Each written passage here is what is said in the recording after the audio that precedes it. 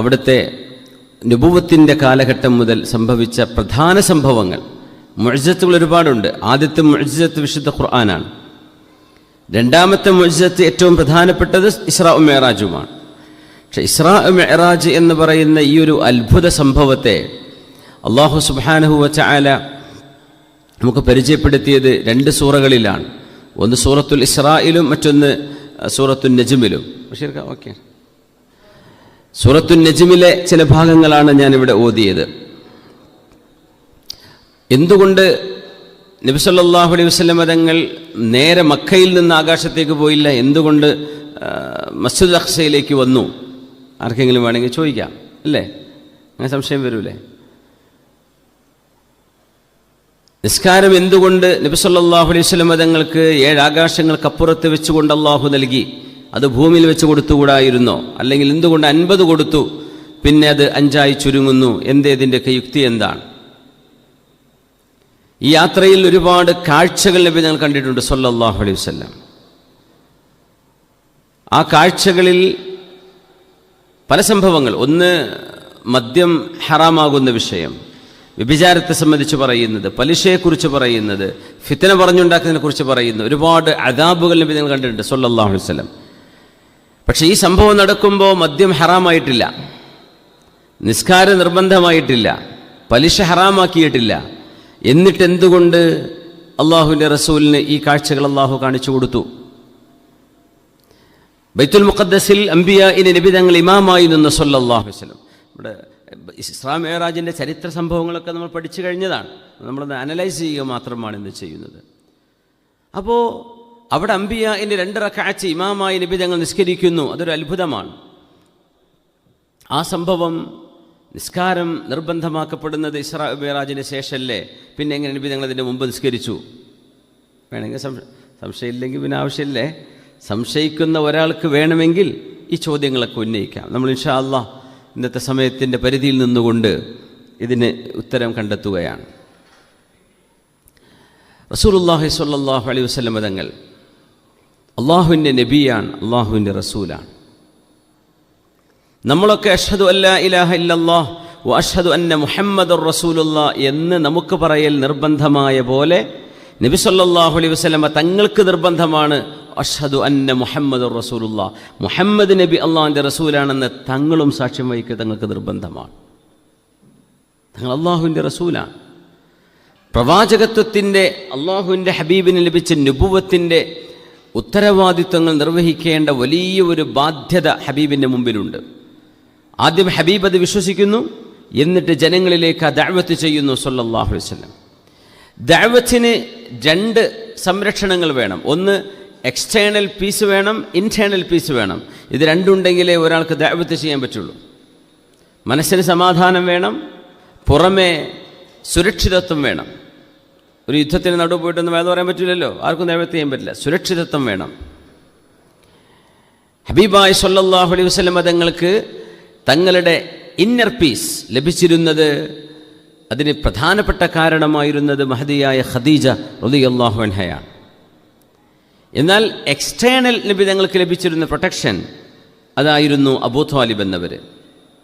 അബൂ ത്വാലിബ് എന്നവർ മക്കയുടെ നേതാവാണ്. മക്കയിലെ പ്രമാണിമാരായ ഖുറൈശികൾക്കിടയിലേക്കാണല്ലോ ഖുർആൻ ഇറങ്ങുന്നത്. ഖുർആൻ എന്തുകൊണ്ട് മക്കക്കാർക്ക് വന്നു? വേണമെങ്കിൽ സംശയം വരാം. എന്തുകൊണ്ട് മക്കയിൽ അവതരിച്ചു? ഖുർആൻ അങ്ങ് മദീനയിൽ അവതരിച്ചുകൂടായിരുന്നോ? മക്കയാണ് അറബികളുടെ ആസ്ഥാനം. അറബികളായ അറബികൾ, നബത്തുകളുണ്ട്, ഷാമുകാരുണ്ട്, പിന്നെ ഇറാഖിലുണ്ട്, ലോകത്തിൻ്റെ പല, നമ്മുടെ അറേബ്യൻ പെനിൻസുലയുടെ ഒരുപാട് ഭാഗങ്ങളിൽ, യമനിലുണ്ട്. പക്ഷേ ഈ അറബികളൊക്കെ നേതൃത്വം വഹിക്കുന്ന അറബ് സമൂഹം മക്കയിലായിരുന്നു, ഖുറൈശികൾ. അവരാണ് പ്രധാനപ്പെട്ട 2 യാത്രകൾ ചെയ്തിരുന്നത്. റിഹ്ലത്ത ശിതാഇ വസ്സൈഫ്. لإيلاف قريش إيلافهم رحلة الشتاء والصيف فليعبدوا رب هذا البيت الذي أطعمهم من جوع وآمنهم من خوف. തണുപ്പുകാലത്തും ചൂടുകാലത്തും യാത്ര പോയിരുന്ന ഖുറൈശികളുടെ യാത്രയിൽ അവർക്ക് അഭയം കൊടുത്തവനാണ് അല്ലാഹു സുബ്ഹാനഹു വ തആല. എന്തുകൊണ്ട് അഭയം കിട്ടിയെന്നറിയോ? ഖുറൈശികൾ ആരെങ്കിലും തൊട്ടാൽ ഈ തൊടുന്നവരൊക്കെ എന്തെങ്കിലും മക്കയിൽ വരേണ്ടവരാ. അതുകൊണ്ട് ഖുറൈശികൾ പകരം ചെയ്യുന്നവർക്കറിയാം. ഖുറൈശികൾ ആരും തൊടൂല. എന്തേ? ഇവർ കഅബാലയത്തിൻ്റെ ആളുകളാണ്. അതുമാത്രമല്ല, അസ്ഹാബുൽ ഫീലിൻ്റെ ചരിത്രം നാടിന് മൊത്തം അറിയാം. കഅബയെ പൊളിക്കാൻ വന്ന ആളുകളെ അല്ലാഹു സുബ്ഹാനഹു വ തആല പക്ഷികളെ ഉപയോഗിച്ച് തുരത്തി ഓടിച്ചു. അലം തറ കൈഫ ഫഅല റബ്ബുക ബി അസ്ഹാബിൽ ഫീൽ.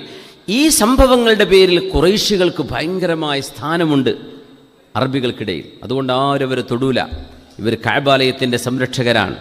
കഅബാലയത്തിൻ്റെ റബ്ബ് ആനപ്പടയെ ആട്ടിയോടിച്ചിട്ടുണ്ട്. പിന്നെ ഇവർക്കൊരു ഹൈബത്ത്, ഒരു ഗാംഭീര്യം അല്ലാഹു നൽകിയിരിക്കുകയാണ്.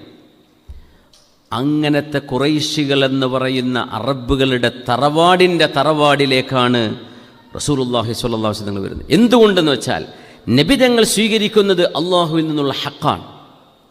ഈ സന്ദേശം സാധാരണക്കാർക്ക് മാത്രമുള്ളതല്ല. എത്ര വലിയ പ്രമാണിയാണെങ്കിലും അവരുടെ മുമ്പിൽ നിയമമാണ്. ഇത് പഠിപ്പിക്കാനാണ് മക്കയിലേക്ക് നബി തങ്ങൾ പറഞ്ഞേക്കുന്നത് സ്വല്ലല്ലാഹു അലൈഹി വസല്ലം. ഖുറൈശികൾ കേൾക്കണം ഇസ്ലാമിൻ്റെ ശരീഅത്ത്. ഖുറൈശികൾ നിസ്കരിക്കണം, അവർ നോമ്പെടുക്കണം, അവർ സക്കാത്ത് കൊടുക്കണം, അവർ ഹജ്ജ് കൊടുക്കണം. അവരുടെ സ്ഥാനം എത്ര വലുതാണെങ്കിലും അതിന് അള്ളാഹുവിൻ്റെ നിയമം കോംപ്രമൈസ് ചെയ്യാൻ പറ്റൂല. അതുകൊണ്ട് ആരംഭിക്കുന്നത് അവിടെ നിന്നാണ്. ഹെഡ് ക്വാർട്ടേഴ്സിൽ നിന്നാണ് തുടങ്ങുന്നത്. അതുകൊണ്ടാണ് റിസാലത്ത് മക്കയിൽ വരാനുള്ള കാരണം. അതിൻ്റെ സിർറതാണ്. കാരണം നബി സല്ലല്ലാഹു അലൈഹി വസല്ലം തങ്ങൾക്ക് തന്നെ ഈമാൻ വേണം. അഷ്ഹദു അല്ലാ ഇലാഹ ഇല്ലല്ലാഹ് വ അഷ്ഹദു അന്ന മുഹമ്മദർ റസൂലുള്ളാഹ്. തങ്ങളും അത്തഹിയ്യാത്തുൽ ദാവൂദ് സല്ലല്ലാഹു അലൈഹി വസല്ലം മുഹമ്മദ് നബി അള്ളാഹിൻ്റെ റസൂലാണെന്ന് ഞാൻ സാക്ഷ്യം വഹിക്കുന്നു. അത് റസൂലുള്ളാഹി നിങ്ങൾ പറയുന്ന ആലോചിച്ച് നോക്കി, എന്തൊരു മനോഹരമാണത്. അത് അബൂജഹലും മുത്തുബത്തും ഷൈബത്തും വലീദും ഉമയ്യത്ത് ബിൻ ഖലഫും മുഴുവൻ പറഞ്ഞേ പറ്റൂ. അബൂലഹബും പറഞ്ഞേ പറ്റൂ. അതുകൊണ്ട് അള്ളാഹുവിൻ്റെ റിസാലത്തിൻ്റെ മുമ്പിൽ ഒരാളും ചെറുതാവില്ല, ഒരാളും വലുതല്ല. എല്ലാവരും റിസാലത്തിൻ്റെ മുമ്പിൽ താഴെയാണ്. അതുകൊണ്ടാണ് ഖുറൈശികളെ സംബന്ധിച്ചിടത്തോളം ലാ ഇലാഹ ഇല്ലല്ലാഹ് എന്ന് പറയാൻ അവർ സമ്മതിക്കാതിരുന്നത്. കാരണം എന്താ? അതൊരു വെറുമൊരു വാക്കാണെങ്കിൽ ഖുറൈശികൾക്ക് പ്രശ്നമില്ലല്ലോ. ലാ ഇലാഹ ഇല്ലല്ലാഹ് പറഞ്ഞാൽ പോരെ, ലാ ഇലാഹ ഇല്ലല്ലാഹ് മുഹമ്മദ് റസൂൽ. അല്ല, ലാ ഇലാഹ ഇല്ലല്ലാഹ് മുഹമ്മദ് റസൂലുള്ളാഹ് എന്ന് പറയുന്ന ഷഹാദത്തിനൊരു മദ്ലൂലുണ്ട്, അതിൻ്റെ ഒരു ലക്ഷ്യമുണ്ട്. ആ ലക്ഷ്യം പ്രവർത്തനത്തിൽ വേണം, വാക്കിൽ വേണം, ജീവിതത്തിൽ വേണം. അങ്ങനെ വരികയാണെങ്കിൽ ഖുറൈശികളും അവരല്ലാത്തവരും ഒരുപോലെയാണ് എന്ന ഇസ്ലാമിൻ്റെ ഈക്വാലിറ്റി അവർ സമ്മതിക്കേണ്ടി വരും. അവരുടെ ഈഗോ അതിനെ സമ്മതിച്ചിട്ടില്ല. അതുകൊണ്ട് അവർ ലാ ഇലാഹ ഇല്ലല്ലാഹ് പറയാതിരുന്നു. അല്ലാഹ് ഏകനാണെന്ന് അവർക്ക് തിരിയാത്തത് കൊണ്ടല്ല പല ആളുകൾക്കും. പക്ഷേ ലാ ഇലാഹ ഇല്ലല്ലാഹ് വെറുമൊരു വാക്കല്ല. ലാ ഇലാഹ ഇല്ലല്ലാഹ് എന്നതൊരാശയമാണ്. ആ ആശയം ജീവിതത്തിൽ പ്രകടിതമായേ പറ്റൂ. അതിന് ഞങ്ങൾ സമ്മതിക്കൂല. അള്ളാഹുവിൻ്റെ മുമ്പിൽ നമ്മളൊക്കെ ഏകരാണ്, നമ്മളൊക്കെ ഒരുപോലെയാണ്. അത് ഖുറൈശികൾക്ക് ചിന്തിക്കാൻ പറ്റൂല. ഏതായിരുന്നാലും റസൂലുള്ളാഹി സ്വല്ലല്ലാഹു അലൈഹി വസല്ലം ദഅവത്ത് ആരംഭിച്ച് 13 കൊല്ലം തികയുകയാണ്. ഹബീബായ സ്വല്ലല്ലാഹു അലൈഹി വസല്ലം തങ്ങളുടെ ആന്തരിക മാനസികമായ വിഷയങ്ങൾക്ക് സമാധാനം നൽകിയിരുന്ന ഖദീജ റളിയല്ലാഹു അൻഹ, എക്സ്റ്റേണൽ അബൂ താലിബിൻ്റെ അനുജൻ്റെ മോനാണ് റസൂലുള്ളാഹി സ്വല്ലല്ലാഹു അലൈഹി വസല്ലം. അബൂ താലിബ് എന്ന മക്കയുടെ ചീഫാണ്.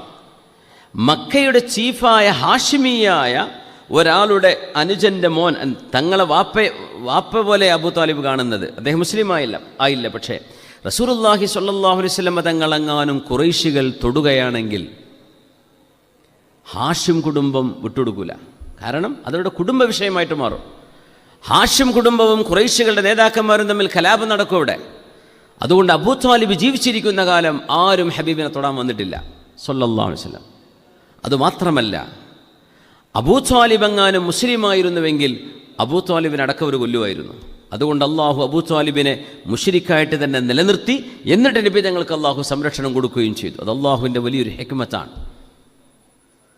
അല്ലെങ്കിൽ അവർ പറയും വാപ്പയും മോനും അനിയൻ്റെ മോനും മുത്താപ്പയും ഒരു മതത്തിൻ്റെ ആൾക്കാരല്ലേ എന്ന് പറഞ്ഞവർക്ക് മേക്കെട്ട് വരാൻ എളുപ്പമായിരുന്നു. പക്ഷേ അബൂ താലിബ് അവരുടെ നേതാവാ, അതുകൊണ്ടൊന്നും ചെയ്യാൻ വയ്യ. ആ നേതാവ് നബിക്ക് ഫുൾ സപ്പോർട്ട്. അബൂ താലിബിൻ്റെ വഫാത്തിന് ശേഷം റസൂലുള്ളാഹി സ്വല്ലല്ലാഹു അലൈഹി വസല്ലം തങ്ങൾക്ക് അസ്ബാബുകൾ നഷ്ടപ്പെടുന്നു എന്നൊരവസ്ഥ വരുന്നു. കാരണം ജീവിക്കാൻ അസ്ബാബുകൾ വേണം. നമ്മൾ മനുഷ്യർ അള്ളാഹുവിൻ്റെ സബബുകളാണ് നമ്മളൊക്കെ അങ്ങോട്ടും ഇങ്ങോട്ടും. ഒരു കുട്ടിക്ക് ഒരു വാപ്പയും ഉമ്മയും ഉണ്ടാവുക, ഒരു കുട്ടിക്ക് ജ്യേഷ്ഠന് അനുജനുണ്ടാവുന്നത്, പെങ്ങളുണ്ടാകുന്നത്, അധ്യാപകരുണ്ടാകുന്നത്, കൂട്ടുകാർ, ഫ്രണ്ട്സ് ഉണ്ടാകുക, ഇതൊക്കെ അള്ളാഹു നൽകുന്ന സബബുകളാണ്. ഈ സബബുകൾ അറ്റപ്പോൾ നബി തങ്ങൾ സല്ലല്ലാഹു അലൈഹി വസല്ലം സംരക്ഷണം ഉദ്ദേശിച്ചുകൊണ്ട് പോവുകയാണ് ത്വായിഫിലേക്ക്. ആമുൽ ഹുസ്ൻ എന്ന ആ വർഷത്തെ അറിയപ്പെടുന്നത്. അബൂ ത്വാലിബ് എന്നവരും ഖദീജ ബീവി റളിയല്ലാഹു അൻഹയും രണ്ടുപേരും ഒരുമിച്ച് വഫാത്തായത് ഒരു വർഷമാണ്. ആ വർഷത്തിൻ്റെ പേര് ആമുൽ ഹുസ്ൻ, ദ ഇയർ ഓഫ് സോറോ, ദുഃഖത്തിൻ്റെ കാലഘട്ടം, ദുഃഖത്തിൻ്റെ വർഷം എന്നാണ്. തങ്ങൾക്കത് ദുഃഖമായിരുന്നു, തങ്ങൾക്ക് വേദനയായി. കാരണം നബുവത്തിൻ്റെ ഈ ദൗത്യം എങ്ങനെ നബി തങ്ങൾ നിർവഹിക്കും? അബൂ ത്വാലിബ് ഇല്ലല്ലോ, ഇവർ സമ്മതിക്കുകയും ചെയ്യില്ലല്ലോ. ആ വിഷമം നബി തങ്ങൾക്കുണ്ട് സല്ലല്ലാഹു അലൈഹി വസല്ലം. അങ്ങനെ ത്വായിഫിലേക്ക് പോകുന്നു. ത്വായിഫിലേക്ക് ഏകദേശം ഒരു 100 കിലോമീറ്ററോളം തങ്ങൾ നടന്നിട്ടുണ്ടാവുമെന്നാണ് അനുമാനം, ചരിത്രത്തിൻ്റെ അനുമാനം. 60 കിലോമീറ്റർ എന്തായാലും ഉണ്ട്, ഷോർട്ട് പോയാൽ തന്നെ ഒരു 100 കിലോമീറ്ററെങ്കിലും തങ്ങൾ നടന്നു പോയിട്ടുണ്ട്. അബ്ദു യാലീലിബിന് അബ്ദു കുലാൽ എന്ന് പറയുന്ന അവിടുത്തെ ഏറ്റവും വലിയ നേതാവിനെ നബി തങ്ങൾ പോയി കാണുന്നത് സല്ലല്ലാഹു അലൈഹി വസല്ലം. പലരും കൊടുത്ത മറുപടി ഭയങ്കരമായ സങ്കടകരമായിരുന്നു. ഒരാൾ പറഞ്ഞു, നിങ്ങൾ അള്ളാഹുവിൻ്റെ റസൂലാണെങ്കിൽ നിങ്ങൾ വലിയ ആളല്ല, നിങ്ങളോട് സംസാരിക്കാൻ ഞാനായിട്ടില്ല, ഞാൻ പോവാണ്. പിന്നെ ഒരാൾ പറഞ്ഞു, നിങ്ങളെക്കാളും മെച്ചുള്ള ഒരാളെന്നും അള്ളാഹ്ക്ക് കിട്ടിയില്ലേ? വേറൊരാൾ വന്നിട്ട് കഅബാലയത്തിൻ്റെ കില്ല പിടിച്ചുകൊണ്ട് തന്നെ ഞാൻ അള്ളാഹുവിൻ്റെ റസൂലാണെന്ന് നിങ്ങൾ പറഞ്ഞാൽ പോലും ഞാൻ നിങ്ങളെ വിശ്വസിക്കൂല.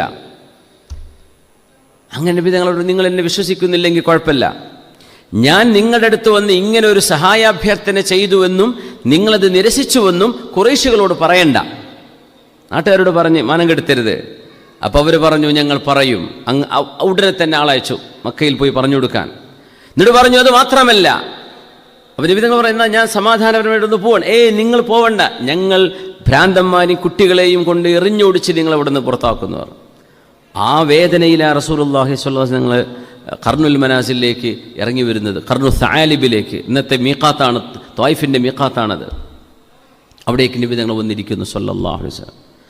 അസ്ബാബുകൾ മുറിഞ്ഞു എന്ന് പറഞ്ഞാൽ സഹായം ലഭിക്കേണ്ട കാരണങ്ങളില്ല. ഖദീജ റളിയല്ലാഹു അൻഹ പോയി, അബൂ ത്വാലിബ് എന്നവർ പോയി. ആകെ പ്രതീക്ഷയുള്ളത് ഉമ്മാൻ്റെ കുടുംബക്കാരാണ്, ത്വായിഫുകാർ, തഖീഫ് ഗോത്രക്കാരാണ്. അവരെ സഹായിക്കുമെന്ന പ്രതീക്ഷയും നഷ്ടപ്പെട്ടു. അപ്പോൾ ദുനിയാവിൽ ലഭിതങ്ങൾക്ക് അസ്ബാബുകളില്ല. അസ്ബാബുകളില്ലെങ്കിൽ മുസബ്ബിബായ അള്ളാഹുലേക്ക് മനുഷ്യൻ തിരിയണം. സബബുണ്ടായിരിക്കെ സബബിലേക്ക് തിരിയാനാണ് നമ്മളോട് പറയാം. അള്ളാഹു തആല പറഞ്ഞു, സബബുണ്ടെങ്കിൽ സബബിലേക്ക് തിരിയേണ്ടത്. സബബിലൂടെ അള്ളാഹു തആല കാര്യം നടത്തി തരും. പക്ഷേ സബബ് നഷ്ടപ്പെട്ടു കഴിഞ്ഞാൽ മുസബ്ബിബായ അള്ളാഹുലേക്ക് നേരിട്ടാണ് പിന്നെ ബന്ധപ്പെടുക. ആ ബന്ധത്തിൻ്റെ ഒരു ചിത്രമാണ് ഇസ്രാ മിഅ്റാജിലൂടെ നമ്മൾ കാണുക. അസ്ബാബ് നഷ്ടപ്പെട്ടാൽ മുസബ്ബിബിലേക്ക് നേരിട്ട്. അതിൻ്റെ ഉദാഹരണം സക്കരിയ നബി അലൈഹിസ്സലാമിൻ്റെ സംഭവമാണ്. ഇദ്നാദാ റബ്ബഹ്